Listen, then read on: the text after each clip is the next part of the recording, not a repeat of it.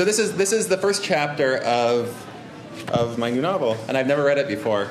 Well, I mean, I read it as I wrote it, but I've never read it out loud before.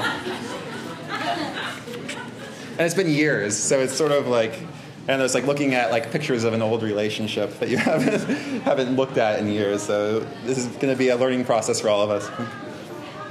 Okay, each chapter opens with, it's like story time here, with a picture. It's a picture of both of my grandparents. The novel is, it's fiction, but it's inspired by the lives of my grandparents, and that's my grandmother, my grandfather, and each chapter has a title, and this chapter is called We Must Always Be Vigilant. It's a shame. When I am writing, I think often about how satisfying it is to be reading in bars and have sex jokes because you hear the laughter from the audience. And I think this chapter is entirely devoid of sex jokes. So you guys can supply your own if you want. It's short, though. Okay, 1. There is the house in the wilderness. The house, Echo Cottage, with a lake spread before it, a quivering lattice of light in the late afternoon. Beneath the mossy portico, a placard displays Echo's flaking name. An overcast, pale porch rings Echo Cottage, and at its far corner is an aging chaise lounge, rusted aluminum supporting an avocado vinyl cushion. Sticking to the vinyl, my grandmother dozes beneath the brown-gray nest of her hair. The air along the shoreline is dense with an insectival mist, the gnats hovering. From time to time, my cousins pierce the droning quiet with their yelps as they tackle one another in the water. 30 years before, my great-grandmother rested on Echo's chaise. Years later, my mother will ascend to the recumbent throne. But it is 1989, and the chair belongs to my grandmother. My grandmother's calves unsuction from the cushion as she wakes. Her stalwart New England face tightens, the fine wrinkles drawn taut. The translucent shells of her eyelids part to reveal her eyes, which can hold light in a nearly impossible way, as if her irises were twin concavities, blue geodes. My grandmother's eyes look out to the lake. Her gaze is as inscrutable as ever. There is my grandmother, Catherine Mead Merrill. What do I know of her? That she was so often in that chair, that in the afternoons she often slept, that one afternoon in the summer of 1989 she woke from a nap to make the vexing decision that she made. 2. Catherine has been dreaming. Of what? Of her husband, of Frederick. Though the specifics of the dream recede into the static of wakefulness, a feeling of certainty remains. Not one of anger or sadness, but perhaps born of both. A simple knowledge of what must be done. Catherine knows, very suddenly, the rightness of what she must do. Still, she takes her time. She rises slowly, pauses to receive the diffracting late afternoon light as she enters the house. Catherine passes through the musty, tenebrous living room, which always seems resentful of the sunlight, seems to be the place that the nighttime gathers to hide out from the summer's unblinking sun stare.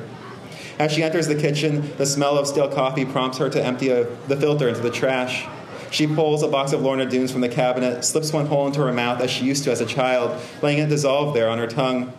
Increasingly in these last months, she performs such behaviors that, if not exactly childlike, are not quite as prim, quite as austere in her familiar matronly ways. On this summer day of 1989, Catherine is 69. The traces, that's not a sex joke, that was her age. Catherine is 69. The traces of Alzheimer's have begun to fray the edges of her attention and intention.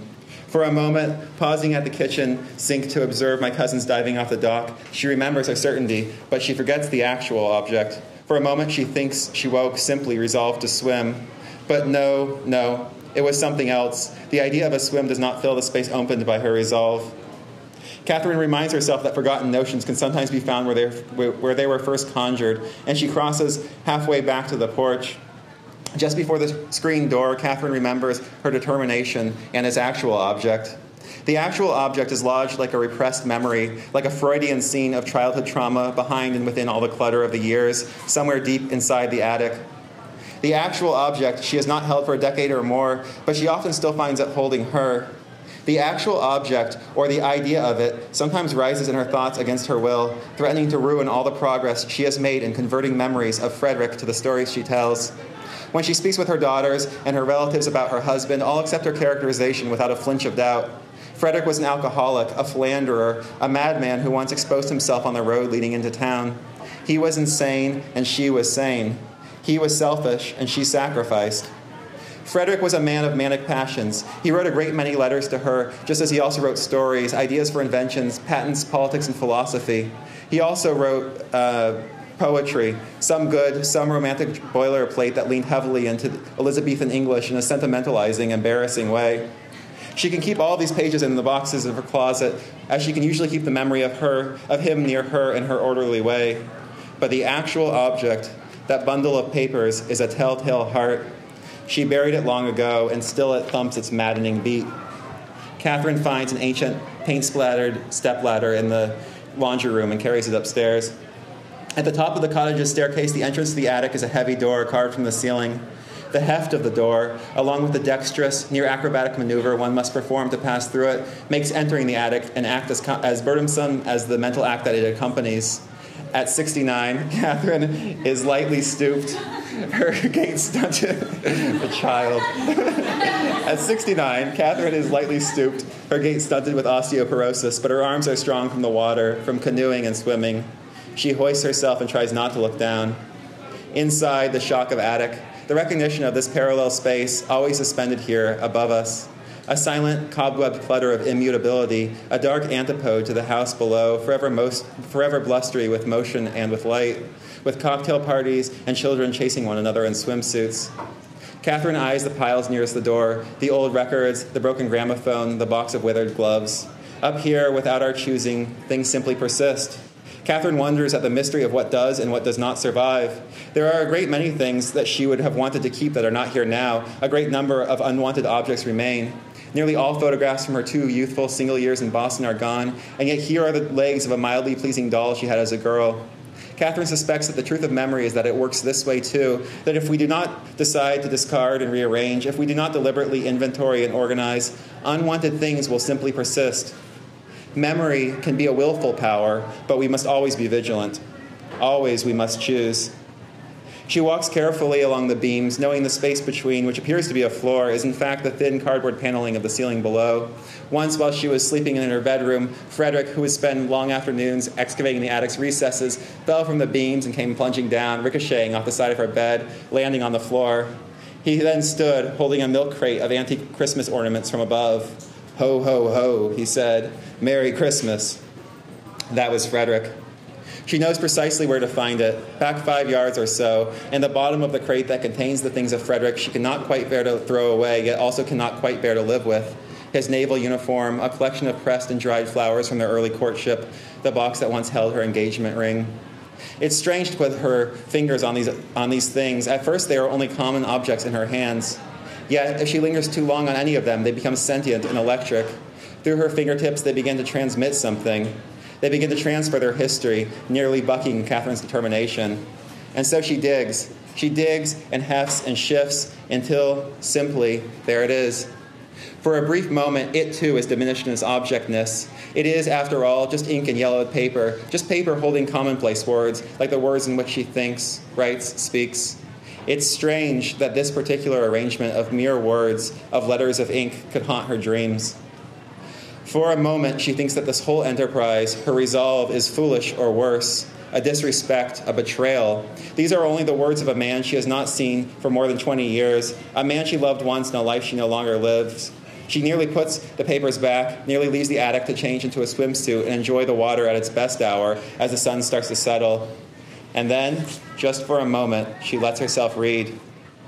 And suddenly here, in her hands, is another place. She knows that she does not believe, not really, the story she tells of Frederick. She knows she does not believe, not really, the opinions of Frederick's psychiatrists, her relatives, her own family. She knows that she still does not believe it is as simple as others tell her it ought to be, as she tells herself it ought to be, that she was sane while Frederick was mad, that she performed the heroic, necessary work of saving her family, while in his mental hospital, Frederick, quote, indulged in the escapist writing behavior, his psychiatrist's words, that is now in Catherine's hands. Sane, mad, heroic, dissolute, earnest, deluded. She knows she does not believe, not really, in those simple divisions into which she has spent the last 20 years organizing the past. Catherine's determination returns to her. And still, as she carefully descends from the attic, papers in hand, Catherine wonders, why now? Why all these years later, when everything has turned out more or less well? When the fate of her family no longer hinges on the outcome of her marriage's drama? Why now this certainty? Frederick so often devised moments of dramatic catharsis, would drag himself bleeding into the night, into the living room, and demand reckoning. In those moments, with all his impassioned urgency, he was always more powerful than she, and she hated him for it. But here, now, is her reckoning, solitary and silent, the way that she has always felt that such resolution actually comes. A private feeling, a quiet moment.